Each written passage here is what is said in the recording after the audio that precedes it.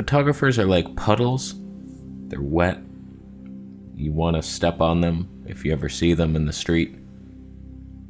They bore me. They bore my shoes. Still, when I see one in need, I try to help them, and I'm gonna help 10 of them today. You will be helped. All I want is the perfect camera. All I want is the perfect camera. I left my closet door open to add depth to the scene. Oh, what mysteries are back there? And I have a microphone hidden out of the shot. That's why the audio is so good. First question. Do you think the new Sony colors are okay or still inferior to Canon? Sincerely, Lesko Brandon. That's not your name on the thing, so... that's a bitch. Sony colors, they're weird, they're strange, they're accurate. That's the problem. Nobody wants real life scenarios. For example, I have like this eczema-like rash on my forehead. It's red. Do you see it? Minorly. You see it because we're in Canon colors. If I was to switch to Sony, like S-Cinetone, they just emphasize the red, like they exaggerate it to where people are asking, like, are you okay? Do you have leprosy? There's a cure. It's not like 1981 anymore. It just exaggerates the red, so the skin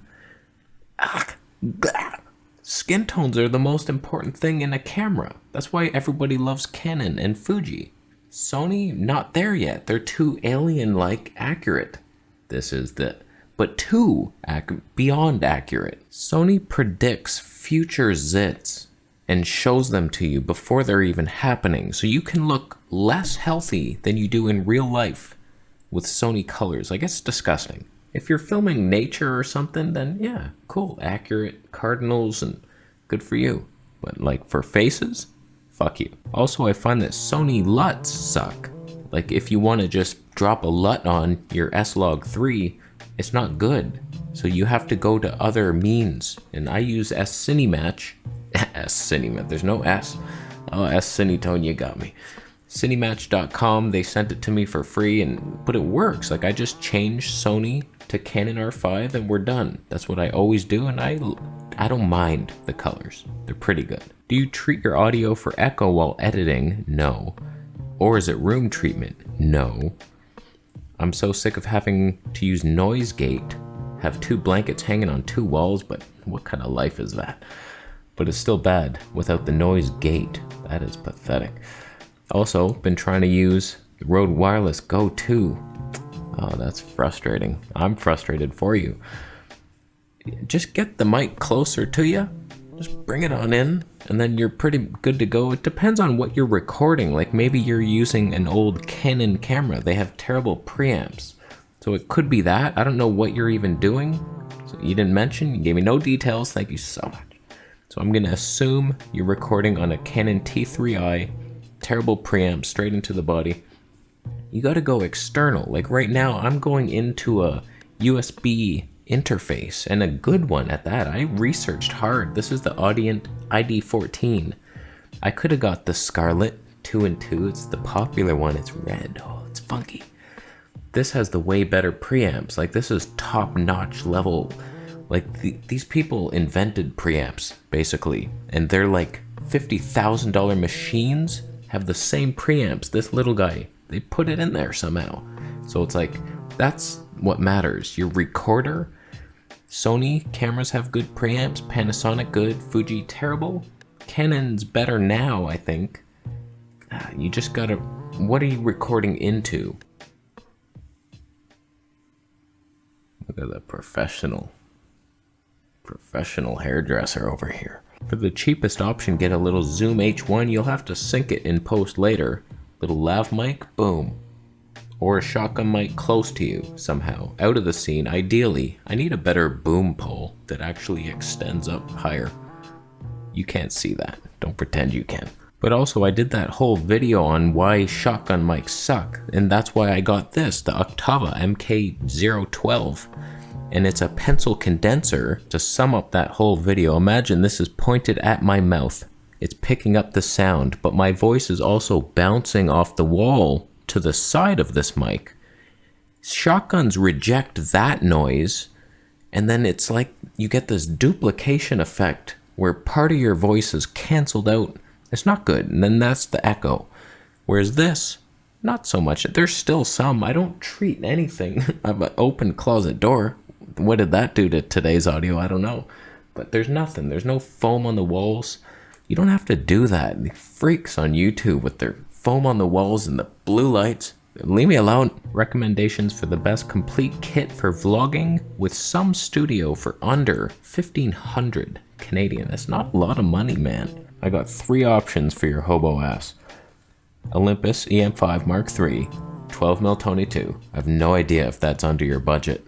Just don't pay attention to the budget. Pick your perfect camera and then save for it. And you'll get there eventually. But that would be lightweight, stable, very good.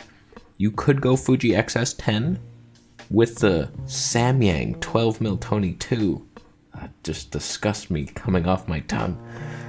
You'll probably be out of focus sometimes. You might even want to get the manual version and then know that you'll be in if you can nail it. Stable, a little shaky, but it'll do you. Or Canon RP with the 16mm Tony 2.8. It'll look cheap, 0 dynamic range, sharp skin tones, redness, just line skip 1080p. It's embarrassing, but you only have $15, right? What are your thoughts on A7 IV for vlogging? Now that Sony starts fulfilling pre-orders, have you had a chance to play with it yet? It's not that interesting to me. I don't know, it's similar to the A7S III, but cheaper, less dynamic range, I think, in video, don't quote me on that. You lose the 4K 120p, that hurts. It's beautiful. I took the 90mm macro out the other day just to get 4K 120p footage. I wanted to see if I could do like an environmental wildlife scene type of thing where I'm just getting shots with the 90mm. It was doable. It was somewhat doable. So I don't even know how to put that in a video. It might come soon though. You wait for it. But yeah, you lose that.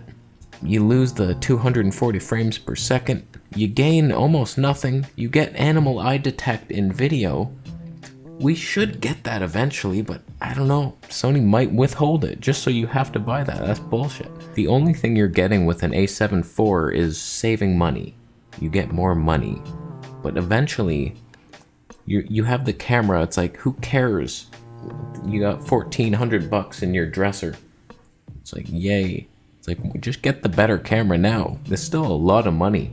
Just like my Olympus lens, I just bought that 75 to 300 because it was like really cheap, 450-ish Canadian. I should have just put that towards something I know will be good. I'm a moron. So like that's a total wasted purchase. I'm gonna try it, it's gonna suck, then I'm gonna have to sell it for a loss. It's like, why did I do that? Just get the best you can. And don't vlog with it. Use a GoPro 10, freak. Hi Casey, which one camera is better for family video? Panasonic S1 or Canon R6? Do you want to remember your family moments and have them actually in focus? You might lean Canon on that one. If you're a manual focus snob, kids run fast and sporadic. You can't predict it. So Canon R6 all the way, like similar stabe, but you'll be in focus, better colors, just everything out of the box, easy. Like just go standard profile, don't even shoot the 10-bit. Do you even need that level? M50 for you. But R6 all the way. Panasonic, it's like, do you want cinematic family day? Where you're like a little more dynamic range maybe? You're manually focusing. It's heavier. No flippy screen if you want to get a selfie shot at you and your kids. Canon. What's the best wide angle for Sony E-mount? Mostly for vlogs and travel. It's too obvious to even... Why did you ask me? You should have intuitively known. The Sony 20mm Tony 1.8. You're done. You can't beat that thing. For vlogging, it's stable. Get too much tone. Stop it down, asshole. You could go the Zeiss 16 to 35 Tony 4. It has stay, but I don't know. Potato Jet uses that lens. It's not special. It's heavier than the 20mm, more expensive. It has Zeiss 3D-ness, but it's a zoom, so I don't doubt you're getting 3D pop. Sony 20. Given that vlogging weight is so important, why aren't you using A7C instead of A7 IV? Almost 200 grams lighter. I'm not using either. Thank you. Just, there's more to life than lightness. The A7C is too shaky. That's the most important thing in a vlog. That's why a Panasonic G85 would kill the A7C. Just you gotta tap, focus, boom. Stabilization is everything. I hate shaky vlogs. People just walking with no consideration for what's happening. They're just like heavy steps. Just bam, bam. Sony APS-C stave with the Sigma 16 mil. Is this good? Look, there's background blur. Is this good?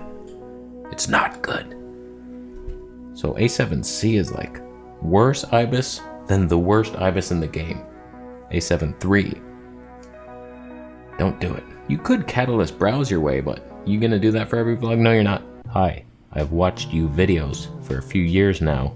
What are your thoughts on the Nikon ZFC for vlogging, etc.? They say it has good video. Who's they? Who are these people? It's not good. The Z50 at least has custom modes. They removed that for the Fuji dials.